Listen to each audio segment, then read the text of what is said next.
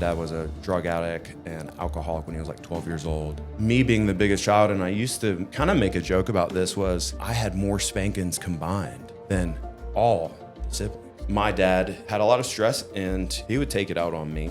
I've learned from my dad growing up that, hey, every single time you do something wrong, you don't have to get a spanking. You don't have to beat your children. So yeah, growing up there and in Colorado, we were there for about 7 years. Okay. My dad. What part of Colorado? Colorado Springs, like Fountain. Okay. Really, it was Fountain. Okay. But most people know like Colorado Springs area, kind of base of Pikes Peak. Actually, Gotcha. Fort Collins Army Base is right there in Fountain. Okay. Kind of right across the street from that. Okay. So I had a lot of friends who were military growing up, or their dads and stuff like that. Sure. But my dad, with really being a pastor, being a painter, being financially unstable, not being able to provide, he was working all the time. Yeah. He was very hard. And I know that his childhood, his upbringing, his dad was hard as well. Yeah. What did his dad do? I met him, I think, once. Okay. I'm not really sure. His name is DJ. DJ? Yeah, he was in California. He passed, Okay. I don't know, maybe 10 years ago or so, something like that.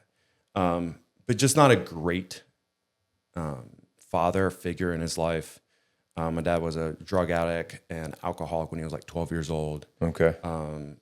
Got clean and sober, I think somewhere around 18, 20 years old, but had a rough life, right? Yeah. So fast forward, he's got kids, he's doing all that. I am the biggest child. Yeah. So me being the biggest child, and I used to kind of make a joke about this, was I had more spankings combined than all the siblings. Really? So like, You're not the oldest though. Your sisters are older. Yeah. So I am number 5 out of 6. My twin brother's 3 minutes younger than me. Oh, he's the okay. baby of the family. Oh, gotcha. So, Okay. So he went into the Navy. I went in the Corps. We were the only ones in the military. Okay. So he's stationed in Japan or whatever. And we had our birthday come up, and he was like, hey, Gregory. He's like, I'm older than you. Bro. I'm older than you. I was like, come on. He's like, yeah, I just celebrated our birthday. And I'm like, dude, you'll never be older than me. That's funny because he's ahead of he's crossed the international date line. Yeah, come on. That's funny. Yeah. So yeah, growing up, my dad had a lot of stress, and he would take it out on me. I think that some of those spankings I definitely deserved. Were you the oldest boy? Nope. I've got one older brother. His name is Philip. So we had Abby, Sarah, Philip. Abby, Sarah, then Philip. Rachel, me, then my twin brother. My goodness. Yeah. So six and under. Yeah. So really, my sister Abigail raised me, and then my sister Sarah, who's the second oldest, raised my twin brother Matthew. Okay. Because my parents, they did the best they could, but you got 6 kids, 6 and under, you got to have help. Yeah. So you have your 6-year-old help with the babies. Yeah, I mean, it makes sense. Yeah. Like, hey, figure it out. Yes. I gotta go to work, I was mischievous growing up and got into different things, and I got more spankings than all of the kids combined. But some of that came through my dad's frustration, I think, and some of his stress, and he got some of that out on me. Yeah. Growing up, there was spankings, and I'm a firm believer in spankings. Yeah, I got some of those. A few of those. They in my work. day. They work. Yeah. My boys, I don't really have to spank them as much anymore because I've learned from my dad growing up that, hey, every single time you do something wrong, you don't have to get a spanking. You don't have to beat your children. Yeah. Right. So I would get spankings all the time, and it was either a paddle, a lot of paddles I broke. Oh wow. Wooden spoons I broke. Oh. We had a leather belt that was like a double leather belt. So both sides you hit, it's like bam, bam. Oh my double God. smack. I remember, getting beat to the point where I'm on the side of the bed and my dad's spanking me. I say spanking, he was beating me. Yeah. And it was hitting my lower part of my legs, my hamstring. And I don't know how many hits it was in, 6 or 8 hits in. And I crumbled down to the ground and I'm crying. And my mom is standing there and she's watching this. And my dad says, "Boy, I ain't done with you. Get back up." So I get back up on the bed and crying, and he's just wailing on me again. My mom's crying. She left the room. He beat me so hard that I had to get long johns. They bought me long johns to go to school because if they saw that, it was child abuse. Yeah. So it's that was part of my upbringing. Yeah. Now, when I was coming up in that, I went to some Pentecostal church, and come to find out there was a lot of stuff that was hidden from the church, from the congregation. It was all family run. It was a lot of sin, they were hiding so much stuff. Yeah. And human beings are flawed, we are. We're all flawed. We're all broken, But when you have a platform and you say that you're a Christian and then you use that platform, and, there's a lot of people who I went to church with in Pennsylvania and Colorado and also Virginia, because we lived in Colorado for 6 years while my dad was a pastor there. After that, we left that church. My dad gave it to my uncle. And from my understanding now as an adult, it was mostly because of my dad being a pastor was more like that hellfire, brimstone anger. Yeah. And that anger was, not only in the church, but in his personal life as well. And there was just too much. And so we left that church. We gave it to my uncle, and we moved to Virginia, another church affiliated, all three. Yeah. And helping that church out. That's where I moved to Virginia. I was 13 years old. Okay. And then that's kind of like when, going to middle school and stuff like that. We got out of that church affiliation. We got out of that church, and that was a whole thing with, being shunned by the church. There was a lot of false rumors about my parents, even about, all of us kids. From the one in Colorado or the one in Virginia? From my family in Colorado and the church in Virginia and the church in Pennsylvania, because there's all family related, right? Like, so parts of family and hiding sins from family. Yeah. Sexual sins, like, molestation of kids. Jesus. Some of the people who are high standards, like apostles or deacons in the church, having completely other families. Like, they're doing mission trips, Jesus. right? They're going to spread the good word of God, Yeah. but at the same time, they're going to somebody else's bed. Yeah, there's Right? there's a lot of stuff like All that. of that stuff was happens. hidden. Yeah. And then it came out to us kind of in Virginia is when we found out about that stuff.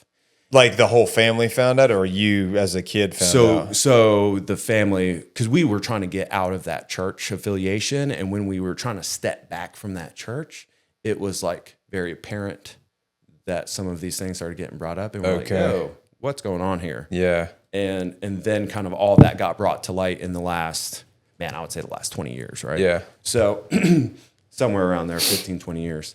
Yeah. But we got out of that completely. I started to go to a different church. We had two different churches in Virginia that I was going to, youth groups. I was very involved. I was a worship leader in youth group. Really had God in my life as a forefront. And even with my upbringing, right? Like, I kind of didn't know all that extra stuff until being an adult. So in middle school and then high school, Fellowship of Christian Athletes, very involved in the church. And I was a good kid. Like, I was very tenderhearted. I was sweet. Yeah. I was the one people would come to me and like, "Hey, Gregory, I got this going on. What's going on? Like, what do you think about this?" Just give my opinion. Yeah. I would sit with like different groups of people every, like Monday through Friday in high school. I would sit with like different groups. So I would like sit with the goths. I would sit with the cheerleaders. I would sit with the jocks, and making friends. And just so that way, it's just who I was, right? Yeah. Like, I love people. Join the Marine Corps. Isn't that a wild thing to do? Like, going from being that guy that's like super, kind, empathetic, tenderhearted, compassionate. And it's like, I'm going to join the Marine Corps infantry. Where I get paid to kill bad guys. Yeah. So that was it's a big change. So I was in, when 9/11 happened, because I graduated in 2006. 2006, yeah. So I would have been, I think 8th grade is when this happened. It was definitely 8th, because I was 9th grade when 9/11 happened for me. Yeah. Yeah, very specifically remember being at like this computer workshop area working on like the Macs, like the big bubble Macs. Yeah, the big bubble Macs. All this happened, and we're in Virginia at this time, and some of my friends got directly affected by 9/11 and, with the plane crashing. And you probably had some folks that worked Virginia. in D.C. at the time? Yep. Yeah. Yep. So I knew people directly affected, and then I joined Air Force ROTC in high school. And I kind of had the thought of going into the military at that time, 8th grade. I'm going to join the military. That was when it first kind of sparked. Pretty much, yeah. And, high school years, I was a great kid, but stuff with my dad growing up, even in high school, man, there was stuff with that, like, because his anger didn't stop in Colorado. Yeah. Right. So, and I was still the biggest child. My dad did tell me one time, he's like, the reason I take everything hardest on you is because you're the biggest child. Yeah. And, I remember one time eating spaghetti and I had too much spaghetti in my mouth. And he looks over at me. He's like, what are you doing? He's like, you spit that food out. Don't be shoving all that food in your mouth. So I'm like, okay, whatever. So next time, you just had a big mouth. Shove food in my mouth, dude. Like, just shovel it in there. My dad looks over at me and he straight up like grabs my cheeks, grabs them and squeezes them. He's like, what are you doing? I told you not to do that. And there's some other stuff said, and I got up. I'm like, man, I was like, and my whole family was there. And I was like, I can't believe that you guys just sit here and let him do this. Like, I remember straight up, I would call my dad out. Like, how can you allow this to happen? Yeah. So that happened, and there was another time when I was in high school. It was like rough times. I was about to go in the Corps. Yeah. Of course, I knew everything. Sure. Senior at this time. Yeah. And hard times with my dad. I was working for him as well. And I was leaving the house. Like, I'm going to pack my stuff up. I'll just leave the house, and that way I don't have to be around him until I go to the Corps. Yeah. As I'm trying to leave the house, he pushes me in my back, I drop all my stuff. I turn around. He's like, I should punch you in the face. And I'm like, come on. Like, let's go. I put my face out there. I said, go ahead and punch me. Yeah. I'm 17 years old at this time, maybe 18. You think a lot of this all stemmed from just like anger issues that he had and stuff like that? I think it did. Yep. And he just did resentment and anger and stress that he internalized financially as well. Like, I mean, all of it, Yeah, stress really does a lot of weird things to people because it like, and I have to catch myself doing this too, because like if I'm very stressed about a bunch of stuff that's going on or things like projects I'm working on, or I'm like, it's like a day-to-day grind thing where I'm like, oh my God, I feel like I'm constantly drowning or falling behind. And if you're in that mental state where you feel like you're drowning all the time, and some people internalize that and turn it into anger and they take it out on other people. And that doesn't mean that they're a bad person. It just means that they're just another flawed human being who's like, lost the ability to figure out how they deal with this stuff. And people find different coping mechanisms to deal with stress, and it does make people do a lot of weird things that they would otherwise like for example, and this is just hypothetical, but like if say for example your dad didn't have those financial stressors and like everything was good financially, like I wonder if like his actions would have been the same in those different instances or not. Like it's tough, like obviously like it's all speculation, and it's like I don't know, because that's how he grew up. Yeah, his dad was not a huge impact in his life, or not even really a parent. Yeah, so he didn't really know what it was like, how to be a good father necessarily. He had to teach himself. He had a stepdad, Grandpa Bud.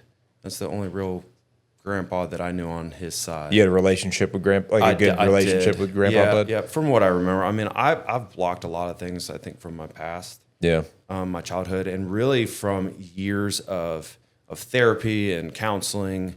And being sober, I've been able to like reflect on my childhood and my past and like remember more. Yeah. But some of that stuff I can't remember. Like I remember very little about my relationship with him. Yeah. Because do you think that's because that was a painful period in your life that you kind of like? I don't know. I'm not sure. Yeah. Repressed. I guess I just kind of just repressed it. Yeah. Yeah. Repressed memories. Maybe. Or I just have bad memory. Yeah. Or that too. Yeah. I don't know. There's a lot of things, like a lot of these negative things that happen. Like sometimes we forget about them just because like we don't want to like live in that memory. Yeah. Because a lot of stuff in the Marine Corps, I have no idea. Can't remember. Yeah. Well, I'm sure there was a bunch of different experiences you had there too, and we'll get into that for sure. But there's definitely, a lot of these negative memories and the negative emotions that are associated with those memories are like, because you don't want to sit and feel a state of pain for the rest of your life. You want to try to achieve some level of peace, and so like maybe somehow psychologically like bury that stuff so deep that we don't have to live in that emotional state that we felt during that experience. It's a traumatic experience that if you don't want to remember it, you're going to repress it. Yeah. And then it's just there, but you never deal with it. Yeah. And if you do that long enough, those are going to come out in a manner of some sort. Whether through action or inaction or. Yeah. And my dad, by the way, he's like one of my best friends. I love my dad. Now? Yeah. Oh, yeah. You guys have a good relationship awesome now? relationship. Yeah. So have you got kind of reconciled things between each other? So when that happened, I got pushed in the back, dropped my stuff, threatened to punch me in the face. I did leave the house. Yeah. So I left the house. I stayed at a friend's house for like 1 or 2 days, maybe just one night. Yeah.